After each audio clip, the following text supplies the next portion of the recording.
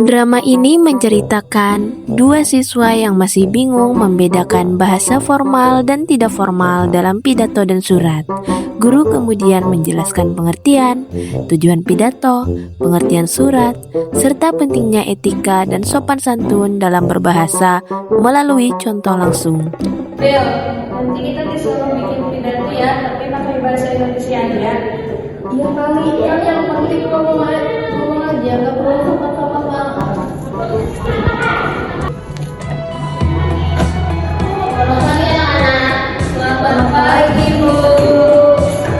Ibu mendengar kalian membicarakan pidato. Apakah kalian tahu apa itu pidato? Pidato itu berbicara di depan orang banyak Bu. Benar, pidato itu adalah kegiatan berbicara di depan halayak untuk menyampaikan informasi, gagasan, atau ajakan secara lisan dan terstruktur. Berarti pidato harus pakai bahasa formal ya Bu? Tepat sekali, pidato itu memiliki tujuan seperti informatif, persuasif, bahkan kreatif. Maka bahasanya harus sopan dan jelas. Pidato adalah kegiatan menyampaikan gagasan, pendapat, atau informasi secara lisan di hadapan khalayak dengan tujuan tertentu. Pidato biasanya dilakukan dalam situasi resmi maupun tidak resmi, seperti upacara, pertemuan, atau acara tertentu. Melalui pidato, pembicara berusaha menyampaikan pesan agar dapat dipahami dan diterima oleh pendengar dengan baik.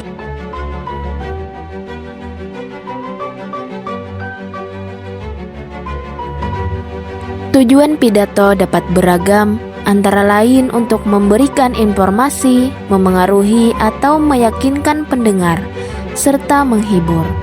Pidato informatif bertujuan menambah pengetahuan audiens. Pidato persuasif bertujuan mengajak pendengar untuk melakukan sesuatu. Sedangkan pidato rekreatif bertujuan menciptakan suasana menyenangkan.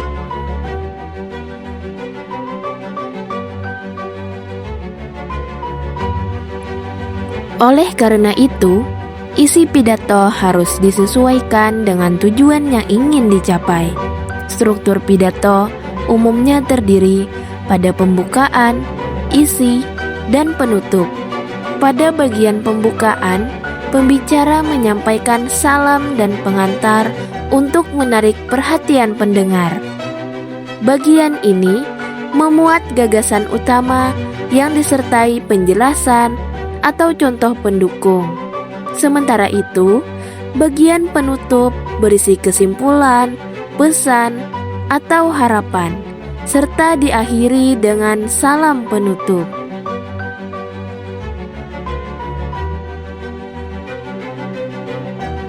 Pidato yang baik menggunakan bahasa yang jelas, mudah dipahami, dan sesuai dengan pendengar.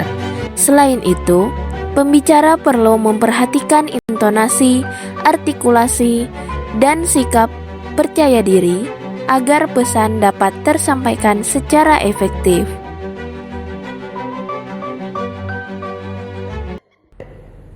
Selain pidato, kita juga belajar surat. Surat itu adalah sarana komunikasi tertulis untuk menyampaikan pesan secara resmi. Kalau surat ke guru, boleh pakai bahasa santai? Tidak boleh. Dalam surat resmi, kita harus memperhatikan etika dan sopan santun berbahasa. Seperti menggunakan kata tolong, terima kasih, dan maaf ya Bu. Betul sekali. Etika berbahasa mencakup sifat hormat, jujur, sabar, toleran, dan empati. Bu, saya nggak bisa hadir besok. Coba perbaiki deh dengan bahasa yang sopan. Maaf Bu, saya ini tidak dapat hadir besok karena ada keperluan keluarga. Nah itu jawaban saya sopan dan formal.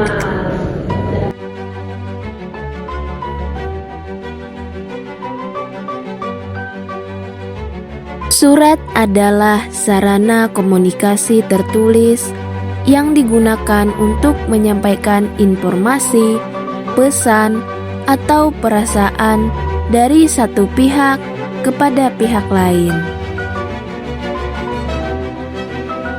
Berdasarkan sifatnya, surat dibedakan menjadi surat resmi dan surat tidak resmi. Surat resmi digunakan dalam keperluan kedinasan atau formal, seperti surat sekolah dan instansi. Sementara itu, surat tidak resmi bersifat pribadi, misalnya surat kepada teman atau keluarga, dengan bahasa yang lebih santai, namun tetap sopan dan jelas. Etika berbahasa adalah aturan atau norma dalam menggunakan bahasa agar komunikasi berjalan dengan baik. Dengan berbahasa formal dan sopan, pesan kita akan lebih mudah dipahami dan dihargai. Saya jadi paham pentingnya etika berbahasa. Iya, ternyata cara berbicara itu menjaga sikap kita.